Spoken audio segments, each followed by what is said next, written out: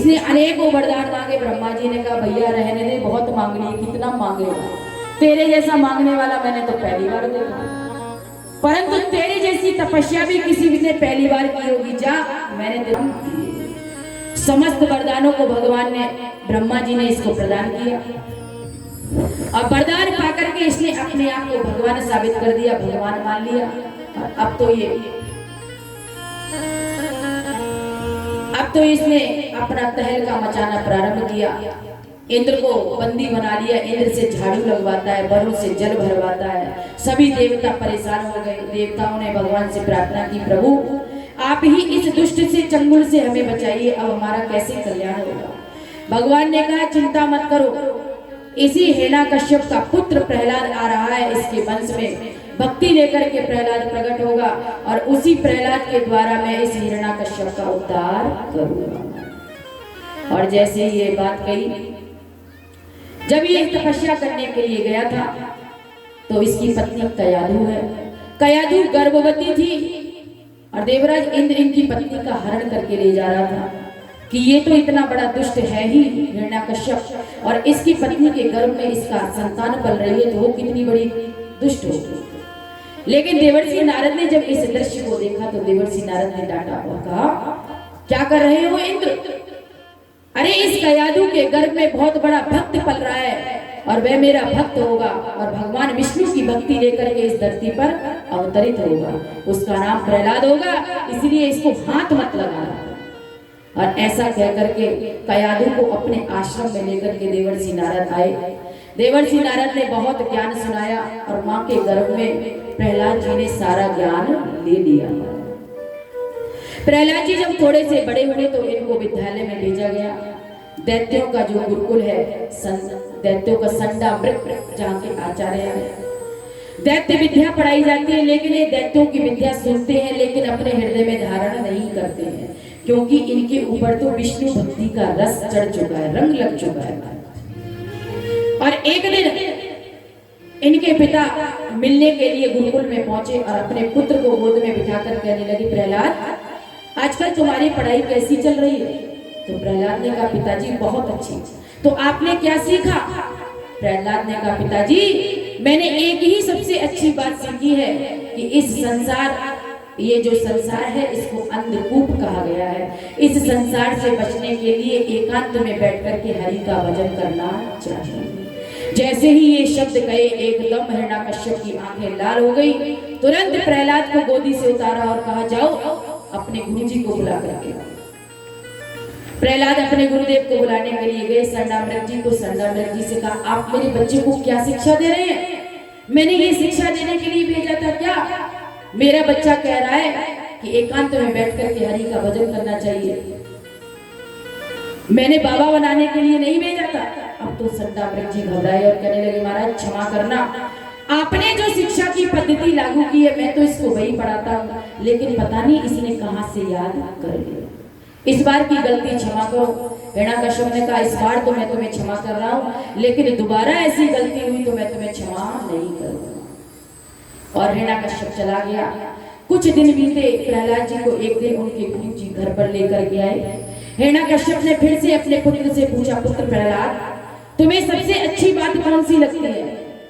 तो प्रहलाद जी पिताजी की अपने गुरुदेव की तरफ इशारा करते हैं, गुरु जी पिताजी हमेशा अच्छी बात पूछते हैं और सुनना चाहते हैं, बुरी बात। और प्रहलाद जी ने आज अपने पिताजी को नवदा भक्ति सुना दी महाराज। जैसे ही नवदा भक्ति सुनाई अब तो महाराज एकदम आंखें लाल हिरण्याकश्यप की।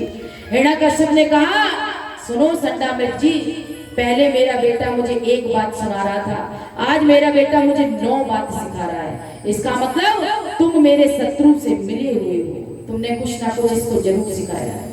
प्रहलाद जी की बातें सुनकर संडामृत जी कहते महाराज आपने जो शिक्षा निर्धारित की है हम वही सिखाते हैं, कुछ नहीं सिखाते। मुझे एक मौका और दिया जाए, लेकिन मौका तो बाद में दिया जाएगा, पहले इसको सुधारा जाएगा। हिरण्याकश्यप ने अपने असुरों को आदेश दिया जाओ इस प्रहलाद को मार दो। महाराज पहाड़ों से ऊपर फेंक दिया गया, जल में डाल दिया गया, अनेकों अत्याचार किए गए, लेकिन जागो राखे साइया मार सके ना कोई, बाल नबा का कर सके चाहे सारा जग बैरी। अनेकों अत्याचार हुए लेकिन प्रहलाद जी का कुछ नहीं बिगड़ा। और आचार्य जी ने कहा महाराज बालक है, समझ जाएगा, आप मुझे एक मौका और दें। और ऐसा कहकर के संडामृग जी प्रहलाद जी को लेकर के गुरुकुल में आए और कहने लगे, दुष्ट प्रहलाद, चंदन के दैत्यों के चंदन के बगीचे में तू बबूल कहां से निकल आया? तूने बड़ा मेरा अपमान कराया, बोल तूने ये सब बातें कहां से सीखी? लेकिन प्रहलाद जी कुछ नहीं बोलते।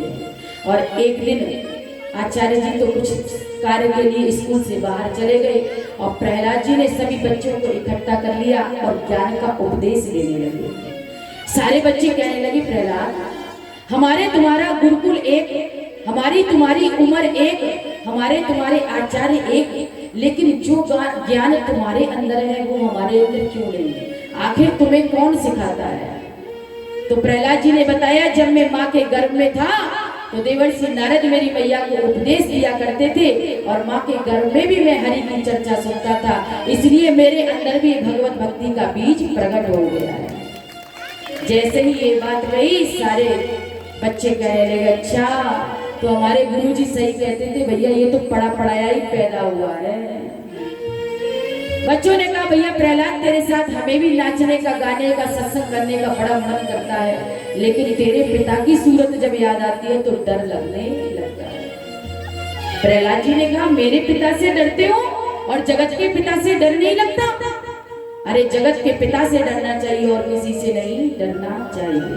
और प्रहलाद जी कहते हैं, मारने वाला है भगवान, बचाने वाला है भगवान, मारने वाला है भगवान, बचाने वाला है भगवान, मारने वाला है भगवान, बचाने वाला है भगवान, मारने वाला है भगवान, बचाने वाला है भगवान, मारने वाला है भगवान, बचाने वाला है भगवान।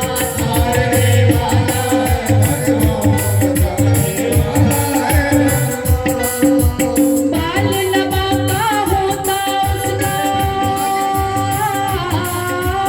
बाल लबाका होता उसका, रक्षक दया निधान।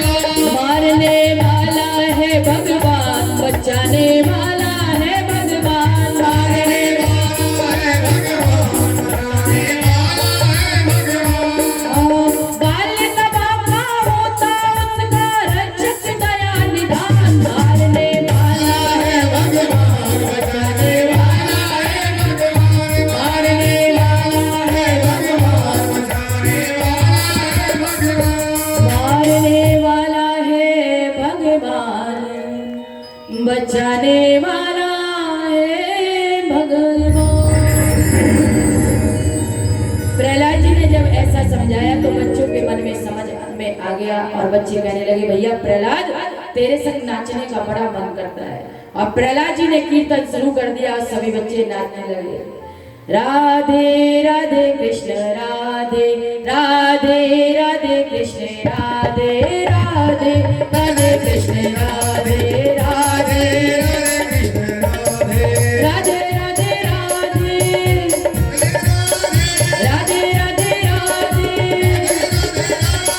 राधे राधे राधे कृष्ण राधे राधे राधे कृष्ण राधे राधे राधे कृष्ण राधे और इस प्रकार से सभी बच्चे नाच रहे हैं। इतने में गुरुजी आए और गुरुजी ने देखा कि ये तो सारे बच्चों को रोग लग गया भक्ति का। गुरुजी ने दौड़ करके हिरण्याकश्यप को बताया और कहा महाराज आपके बच्चे का रोग पूरे स्कूल में फैल गया। हिरण्याकश्यप दौड़ करके आया और अट्टहास जैसे ही भरी कि एकदम कीर्तन सन्नाटे में बदल गया। सारे बच्चे इशारा करते भैया वो देख तेरे पिताजी आ गए, अब संभाल, तू ही कह रहा था ना हम संभाल लेंगे, अब संभाल। और तुरंत हिरण्याकश्यप ने प्रहलाद को तमाम गालियां देना शुरू कर दिया और कहा प्रहलाद दुष्ट कुलांगा तूने किसकी सत्ता के बल पर मुझे चुनौती दी है बता।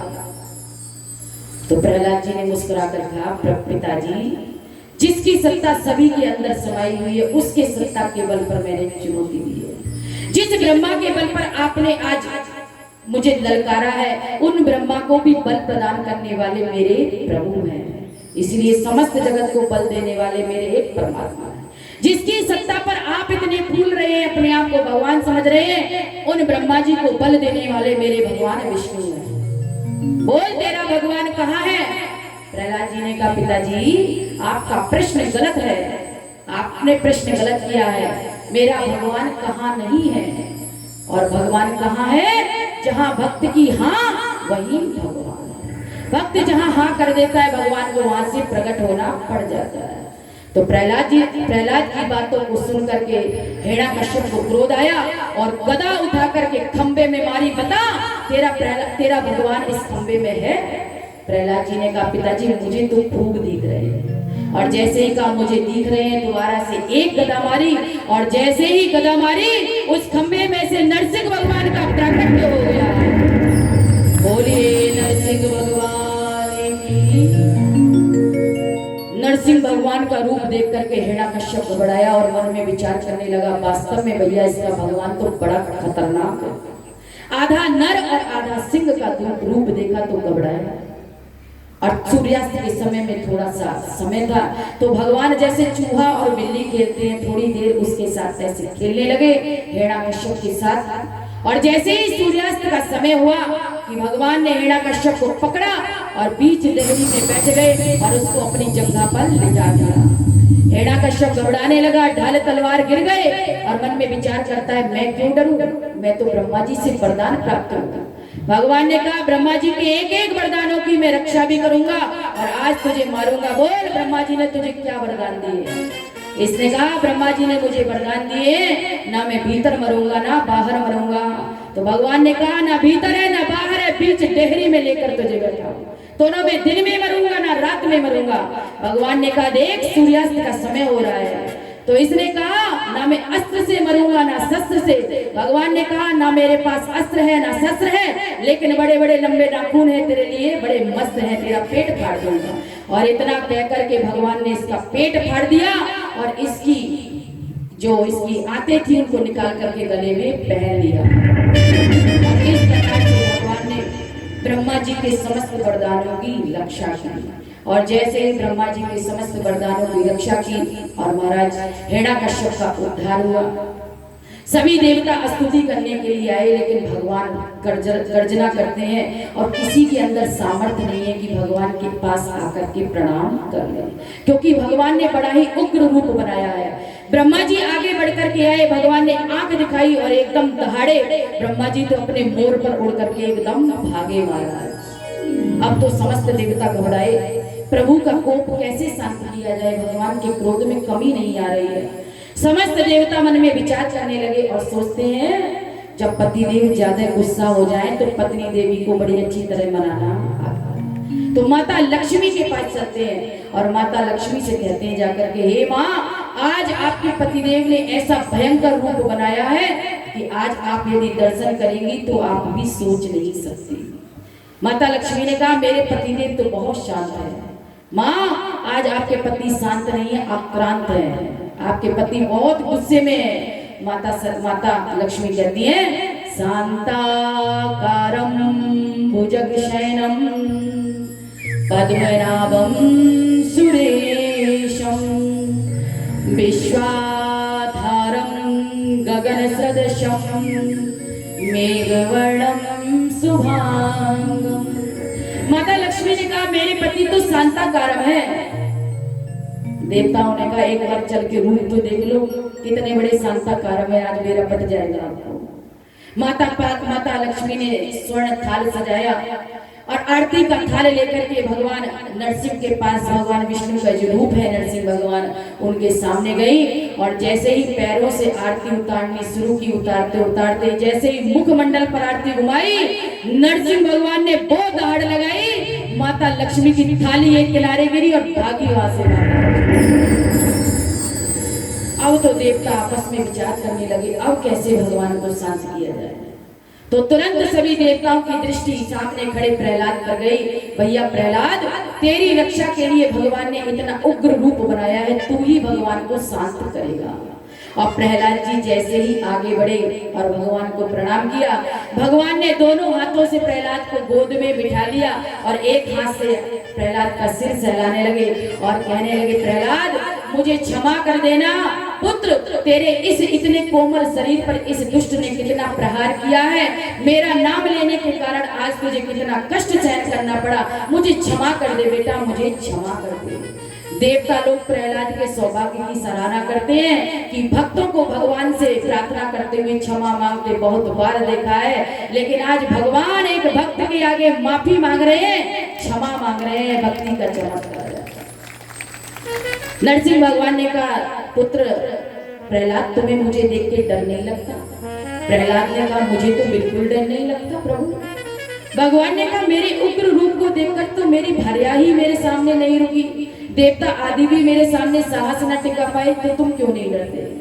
प्रहलाद जी ने कहा, प्रभु जिस प्रकार शेर दहाड़ता है तो जंगल के सभी जानवर भाग जाते हैं और शेर का जो बच्चा होता है अपने पिता की पीठ पर बैठ जाता है, उसको डर नहीं लगता, इसीलिए आप मेरे पिता हैं और मैं आपका पुत्र हूँ, आपने मेरे लिए ये रूप बनाया है तो मुझे डर नहीं लगता। भगवान खुश हो गए और भगवान ने कहा, प्रहलाद मुझसे कुछ मांगो। भगवान ने कहा, प्रहलाद मुझसे कुछ मांगो। प्रहलाद जी ने कहा, प्रभु अब मांगने की इच्छा ना हो, मुझे ऐसा वरदान दो। भगवान समझ गए, भैया तो कुछ मांगने वाला नहीं है, लेकिन एक मनवंतर पर्यंत राज्य कर, ये मेरा आशीर्वाद है। और एक मनवंतर पर्यंत राज्य करने के लिए आशीर्वाद दिया। प्रहलाद जी ने कहा, प्रभु जब आप मुझे राजा बना ही रहे हैं तो एक छोटी सी मेरी इच्छा पूरी कर दीजिए। भगवान ने कहा, कहो बेटा कहो, बस क्या इच्छा है? प्रहलाद कहते हैं, पिताजी प्रभु ये जो मेरे मरे हुए पिताजी पड़े हैं इनकी अधोगति नहीं होनी चाहिए, इनको नरकगामी न होना पड़े, इसलिए मेरे पिता का भी उद्धार करें। भगवान हंस पड़े और कहने लगे, प्रहलाद जिस घर में तुम्हारा जैसा भक्त हो जाता है उसके पिता की तो क्या कहें, उसकी 21 पीढ़ियां तर जाती हैं महाराज, एक की तो क्या बात है। 7 पीढ़ी माँ के पक्ष की, 7 पीढ़ी पिता के पक्ष की और 7 पीढ़ी आने वाली 21 पीढ़ियां तर जाती है जिस घर में प्रहलाद जैसा भक्त प्रकट हो जाता है। बोलिए प्रहलाद जी महाराज की। सुखदेव जी ने कहा, राजन अब आप बताओ, यदि भगवान दैत्यों पर अत्याचार करते और देवताओं पर कृपा करते तो क्या भगवान ने प्रहलाद के ऊपर अपनी कृपा नहीं की? अब आप क्या सुनना चाहते हैं? सुखदेव जी की बातों को सुनकर के राजा परीक्षित ने कहा, महाराज अब मुझे आप भगवान राम और भगवान कृष्ण की जन्मों की कथा विस्तार से सुनाइए। देखिए शेष बहुत सी कथाएं छूट रही हैं। अनेक मनमंत्रों में भगवान ने अवतार लिया। एक मनमंत्र में भगवान ने मत्स्य रूप धारण किया, सत्यव्रत मनु की रक्षा की थी मछली का रूप धारण करके। एक मनमंत्र में भगवान ने गज का जो ग्राह था मगरमच्छ का, उसका उद्धार किया। और एक मनमंत्र में भगवान ने विश्व मोहिनी बनकर के समुद्र मंथन का जो अमृत था वो देवताओं को पान कराया था। इस प्रकार से भगवान ने विविध मनमंत्रों में अवतार लिया। और आइए अब राम सूर्य वंश में राम जी आए हैं और चंद्र वंश में श्याम जी आए हैं। सूर्य वंश की चर्चा पहले करेंगे क्योंकि राम कथा परम पवित्र और कृष्ण कथा महाविचित्र, इसलिए कृष्ण कथा को सुनने से पहले राम कथा ही सुननी चाहिए। तो भगवान राम की चर्चा करते हैं। अयोध्या के राजा दशरथ हैं, उनके यहाँ चारों भाइयों का प्राकट्य हुआ हवन यज्ञ के द्वारा। 4 भाई जब प्रकट हुए, 4 लालाओं का प्रकट हुआ। भगवान राम का जब प्राकट्य श्री अवध में हुआ और जैसे ही भगवान का प्राकट्य हुआ उत्सव मनाया गया, बहुत आनंद हुआ। और उत्सव मन रहा था, उसी समय सभी लोग तो आनंदित थे, लेकिन एक लोग रो रहे थे। सूर्य भगवान ने जब देवताओं से पूछा क्या बात है, आज अवध में इतनी धूमधाम क्यों हो रही है, तो देवताओं ने कहा आपके सूर्य वंश में भगवान श्री रामचंद्र का प्राकट्य हो गया है। और भगवान श्री राम का दर्शन करने के लिए सूर्य भगवान एक क्षण के लिए अपनी गति रोकते हैं और दर्शन करते हैं। और भगवान का दर्शन करने में इतने मस्त हो जाते हैं कि रथ को हाँकना भूल जाते हैं। और 1 महीने तक लगातार सूर्य भगवान खड़े खड़े दर्शन करते रहे, रथ हाँकना भूल गए।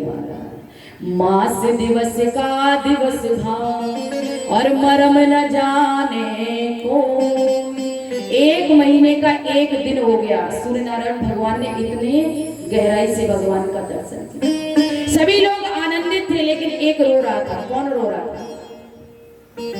चंद्रमा रो रहा। भगवान ने पूछा चंद्रदेव हमारा जन्म हुआ, सभी लोग खुशी मना रहे हैं और तुम्हें खुशी नहीं हुई। चंद्रमा कहता है आज 1 महीना हो गया मैं लाइन में लगा पड़ा हूँ, लेकिन आपका दर्शन नहीं हो रहा। तो भगवान ने कहा क्यों नहीं हो रहा? बोले जब ये सूर्य देव जाएंगे तभी तो मैं आऊंगा, और सूर्य बने रहेंगे तो मैं आपका दर्शन कैसे करूंगा? भगवान ने कहा देखो सूर्य भगवान को तो मैं भी नहीं कुछ कह सकता, क्योंकि इन्हीं के वंश में मैं आया हूँ। इसीलिए एक काम करो, अगले अवतार में आपके चंद्र वंश में लूंगा, और ये 1 महीने रुके तो तुम 6 महीने रुक जाना, सारी कसर काट लेना हमारा। चंद्रमा खुश हो गया। चंद्रमा ने कहा प्रभु अभी तो मुझे कुछ कर दीजिए ताकि मैं प्रसन्न रहूं, ये तो आगे की बात बताइए, ना जाने कब आपका अवतार होगा। तो भगवान ने कहा सुनो, हम रघुवंश के, हम सूर्य वंश के राम हैं, हमारा नाम राम सिंह नहीं होगा, हमारा नाम होगा रामचंद्र। इसलिए आज से हम आप अपने नाम के आगे आपका नाम जोड़ देते हैं, और भगवान का नाम पड़ गया रामचंद्र। बोलिए रामचंद्र भगवान की। सुखदेव जी कहते राजन 100 वर्षों में भी राम कथा यदि सुनाई जाए तो भी नहीं पूरी हो सकती। इसीलिए एक श्लोक में सुखदेव जी महाराज ने राम कथा कहकर के प्रणाम किया। भगवान श्री राम के चारों भाइयों को प्रणाम, उनकी चारों शक्तियों को प्रणाम। और आइए अब महाराज हम लोग चंद्रवंश में चलते हैं। चंद्रवंश में हमारे श्री ठाकुर जी का प्राकट्य हुआ है। बोलिए बाल कृष्ण लाल की। जब पृथ्वी पर कंस आदि राजाओं का अत्याचार बढ़ा तो गौ माता पृथ्वी का रूप धारण, जब पृथ्वी गौ माता का रूप धारण करके ब्रह्मा जी के पास गई और ब्रह्मा जी से कहती है ब्रह्मा जी आप मेरी रक्षा करो, इस कंस जैसे अत्याचारी का अत्याचार दिन पे दिन बढ़ता जा रहा है। ब्रह्मा जी ने कहा गौ माता आप परेशान मत होइए। समस्त देवताओं को लेकर के भगवान विष्णु के पास गए और भगवान विष्णु के पास जाकर के भगवान विष्णु की आराधना की। ब्रह्मा जी ने कहा प्रभु इन समस्त देवताओं का दुख दूर करने के लिए आप अवतार धारण करो। और जैसे ही इतनी बात कही भगवान ने कहा ठीक है तुम चिंता मत करो, हम बहुत जल्दी आ रहे हैं। तो कहाँ आ रहे हैं प्रभु? मैं देवकी मैया के गर्भ में आ रहा हूँ। और देवताओं से कहो सभी लोग आकर के मथुरा मंडल में विविध रूपों में अवतार लें। और जैसे ही इतना कहा कि ब्रह्मा जी ने सभी को बताया कि भगवान ने कह दिया है मथुरा मंडल में कंस की कारागार में देवकी के गर्भ से भगवान का प्राकट्य होने वाला है, इसलिए चिंता त्याग दो और सभी लोग अपनी अपनी देवियों को लेकर के मथुरा मंडल पहुंचो। और आइए हम और आप भी मथुरा मंडल की ओर प्रवेश करते हैं। और महाराज कंस जैसे जब राजाओं का अत्याचार बढ़ा धरती पर, एक दिन कंस के जो पिता है राजा उग्रसेन, कंस अपने पिता को प्रणाम करने गया और प्रणाम करते करते इसने क्या कहा कि बूढ़े हो गए आप, अब कुर्सी छोड़ने का आपका मन नहीं करता, कब तक आप मरोगे, हम आपके मरने की कब तक प्रतीक्षा करें। और बंदी बना करके अपने ही राज्य में डाल दिया और राजा बनकर बैठ गया। लोगों में एक बात फैल गई, ये तो बड़ा दुष्ट राजा है, जो अपने बाप का नहीं हुआ वो हमारा क्या होगा। छवि खराब हो गई कंस की। कंस ने मन में विचार किया कुछ ना कुछ नाटक तो करना पड़ेगा अच्छा बनने के लिए। तो कंस को अपनी चचेरी बहन चाचा देवक की बेटी देवकी की याद आई और इसने मन में विचार किया कि मैं अपनी बहन देवकी का विवाह बेला में उसका जो रथ होगा अपने हाथों से खींचूंगा। और महाराज देवकी का विवाह वसुदेव जी के साथ संपन्न कराया गया। विवाह की जब विदाई की बेला आई तो इसने भी नाटक किया और रोने लगा और बोला मैं अपनी बहन का रथ अपने हाथों से खींचूंगा। और रथ खींचने लगा। देखने वाले सभी मथुरा के लोगों ने कहा हमारे राजा तो बहुत अच्छे हैं, हम लोग तो इनको बड़ा बुरा कहते थे। अरे देखो महाराज की सगी बहन नहीं है, चाचा की बेटी है, फिर भी देखो महाराज कितने प्रसन्न हो रहे हैं और देखो अपने हाथों से उनका रथ खींच रहे हैं। जब ये बात गई तो देवताओं में खलबली मच गई। देवताओं ने मन में सोचा इस पाखंडी का पाखंड तो बहुत जल्दी दूर करना पड़ेगा। इसका पाप का घड़ा यदि अभी नहीं फोड़ा जाएगा तो इसका अत्याचार और बढ़ता चला जाएगा। और तुरंत देवताओं ने आकाशवाणी कर दी, ए अबुध कंस, जिस देवकी की विदाई की बेला में तू इतना प्रसन्न हो रहा है, यही देवकी का 8वां लाल तेरा काल होगा। और जैसे ही इतनी बात गई कंस की आंख हो गई लाल, तुरंत तलवार निकाली और बाल पकड़ के देवकी को धक्का मार के रथ से नीचे खींचने लगा। जैसे ही इस दृश्य को वसुदेव जी ने देखा, वसुदेव जी ने हाथ पकड़ लिया, क्या कर रहे हो राजन, कोई अपनी बहन बेटी को मारता है क्या, और आप विदाई की बेला में, ये मांगलिक बेला में अपनी बहन को मार रहे हो, वो कलंक तुम्हारे जीवन में लगेगा, कभी तुम छुटा नहीं पाओगे। कंस ने कहा अभी तुमने आकाशवाणी नहीं सुनी? आकाशवाणी ने क्या कहा था, इस देवकी का 8वां लाल मेरा काल होगा। तो जब मैं देवकी को नहीं छोड़ूंगा तो इसका लाल कहां से होगा, ना रहेगी बांस और ना बजेगी बांसुरी। वसुदेव जी ने कहा कंस तुम्हें देवकी से डर है या देवकी के लाल से डर है? बोले मुझे देवकी से कोई डर नहीं, मुझे तो देवकी के लाल से डर है, देवकी नंदन से डर है। तो मैं वसुदेव तुम्हें वचन देता हूँ कि मेरे जितने भी पुत्र होंगे मैं एक एक करके तुम्हें दे दूंगा और तुम मार देना, लेकिन अपनी बहन को इस समय छोड़ दो। वसुदेव जी ने बहुत सोच समझ के निर्णय लिया। वसुदेव जी मन में विचार करते हैं पता नहीं पुत्र होंगे या नहीं होंगे, ये तो भविष्य की बात है, अभी तो बचा लेना चाहिए। और पति वही है जो अपनी पत्नी की रक्षा करेगी। वसुदेव जी ने अपनी पत्नी देवकी को बचाया, लेकिन कंस ने कहा जब तक तुम्हारे बच्चे नहीं हो जाते तब तक तुम्हें मेरे कारागार में बंदी बन के रहना पड़ेगा। और महाराज इस प्रकार से राजा कंस ने अपने कारागार में देवकी और वसुदेव दोनों को डाल दिया। और कालांतर में एक बालक का जन्म हुआ और बालक को लेकर के वसुदेव आए। और वसुदेव जैसे ही बालक को लेकर के कंस के पास आए, कंस ने कहा वसुदेव आप तो वचन के पक्के हो, पहले बच्चे से मुझे कोई डर नहीं है, आप इसको लेकर चले जाओ। और वसुदेव जी जैसे ही बालक को लेकर जाने लगे, इतने में देवर्षि नारद एक कमल का फूल लेकर प्रकट हो गए। देवर्षि नारद ने कहा राजन ये बताओ इस फूल में पहली पंखुड़ी कौन सी है, 8वीं कौन सी है? इधर से गिने तो पहली और इधर से गिने तो ये पहली, तुम्हें कुछ समझ में आया? देवर्षि नारद ने पूछा। कंस ने कहा महाराज मैं समझ गया, पहला बच्चा भी आखिरी हो सकता है और आखिरी बच्चा भी पहला हो सकता है। इन देवताओं की गिनती का कुछ पता नहीं है, कहां से गिनती शुरू कर देते हैं। इसीलिए संघ और मूर्ख दोनों के फूंकने से ही बजते हैं। शंख में जब तक आप आवाज नहीं भरोगे तब तक आवाज नहीं निकलेगी, और मूर्ख के कान में जब तक आप कुछ कहोगे नहीं तब तक वह कुछ करने वाला है। इतना कहकर के देवर्षि नारद तो अंतर ध्यान हो गए। और कंस ने सोचा कि रिस्क नहीं लेना चाहिए, पहला बच्चा भी आखिरी हो सकता है। तुरंत वसुदेव जी को दोबारा बुलाया और हाथ पकड़ के बच्चे का पैर पकड़ के घुमा करके जमीन से मार दिया। और इस प्रकार से कंस ने एक एक करके देवकी की 6 पुत्रों की हत्या कर दी। 7वें गर्भ में साक्षात शेष भगवान पधारे और शेषा अवतार दाऊ भैया जी का जब प्रकट हुआ और श्री योग माया को भगवान ने बुलाया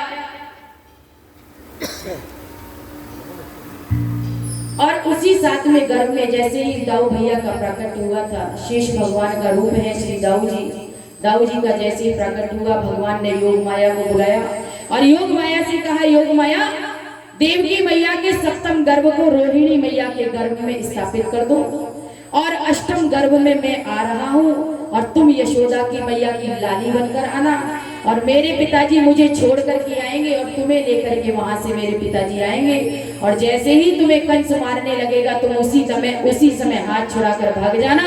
फिर देखो मैं तुम्हारी कितनी पूजा करवाता हूँ, दुर्गा मैया, चंडिका मैया, शीतला मैया। तुरंत योग माया प्रसन्न हो गई और योग माया ने वही किया जो भगवान ने आदेश दिया और सप्तम गर्भ को योग माया ने संकर्षण क्रिया के द्वारा रोहिणी मैया के गर्भ में स्थापित कर दिया और महाराज अब अष्टम गर्भ आ गया। रोहिणी देवकी मैया का मुखमंडल चमकने लगा, एकदम प्रकाशित हो गया। अष्टम गर्भ में साक्षात भगवान श्री हरि पधारे हैं। देवताओं को पता चल गया हमारे प्यारे प्रभु आने वाले हैं, तो समस्त देवता कंस की कारागार में आए और ब्रह्मा और शिव जी को आगे करके देवता ने स्तुति की और क्या कहा, स्वागतम कृष्णा शरणागतम कृष्णा, स्वागतम कृष्णा स्वागतम कृष्णा, स्वागतम कृष्णा शरणागतम कृष्णा, स्वागतम कृष्णा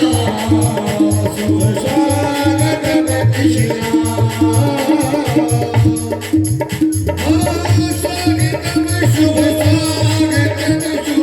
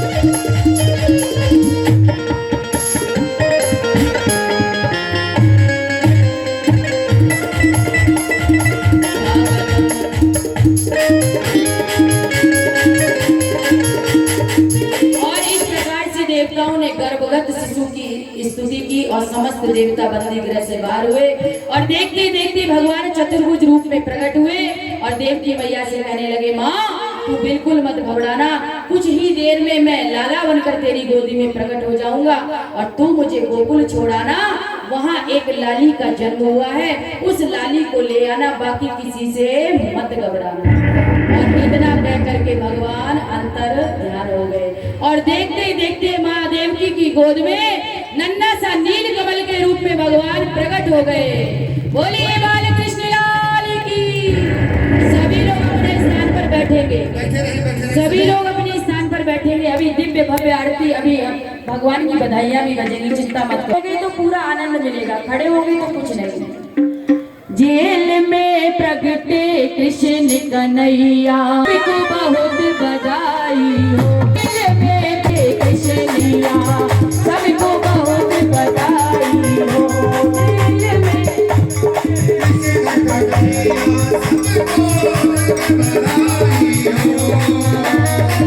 बहुत बधाई हो, सबको बहुत बधाई हो।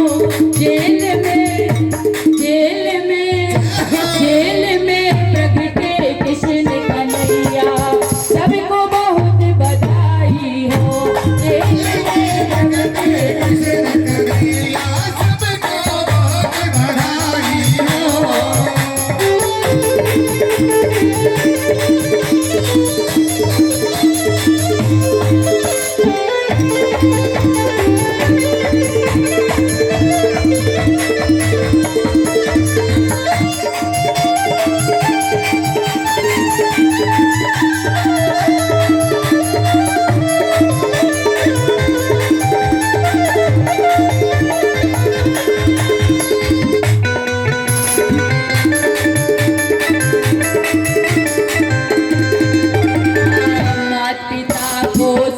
समझाया मैं हूँ लीला करने आया। माता पिता को सब समझाया मैं हूँ लीला करने आया। माता पिता को सब समझाया मैं हूँ लीला करने आया। सभी लोग अपने अपने स्थान पर खड़े हो जाएं। कहूँ वैसा ही करना जगत भलाई रे। जेल में प्रगटे कृष्ण कन्हैया सबको बधाई हो। जेल में प्रगटे कृष्ण कन्हैया सबको बहुत बधाई हो। बधाई हो।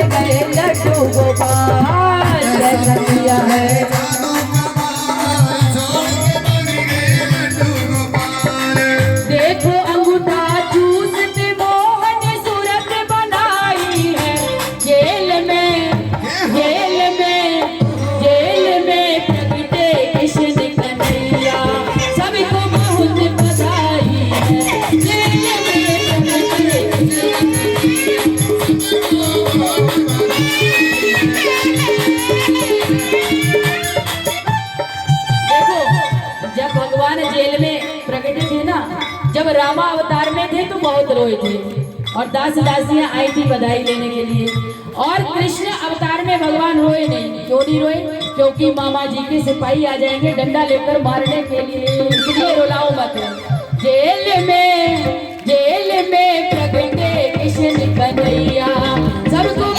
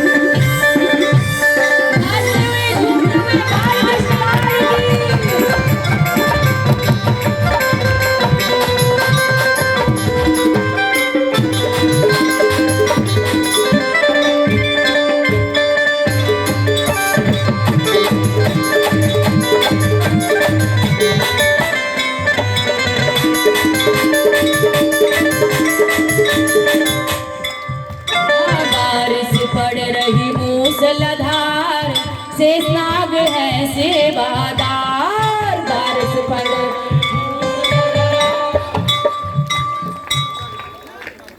बारिश पड़ रही मूसलाधार, से साग है सेवादार, बारिश पड़ रही मूसलाधार, से साग है सेवादार, बारिश पड़ रही मूसलाधार, से साग है सेवादार, बारिश पड़ रही मूसलाधार, से साग है सेवादार।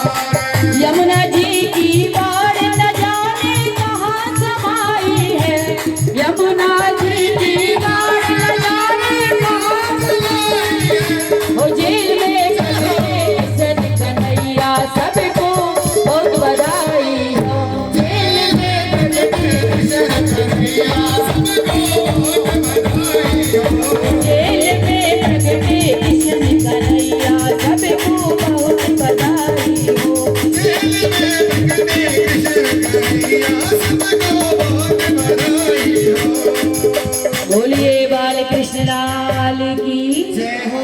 इस प्रकार से भगवान का प्राकट्य कंस की कारागार में हुआ। और आइए शीघ्र नंद भवन की ओर चलते हैं। शेष लीलाओं को कल आपको दर्शन कराएंगे क्योंकि समय का अभाव है। आइए नंद भवन में क्या हो रहा है। नंद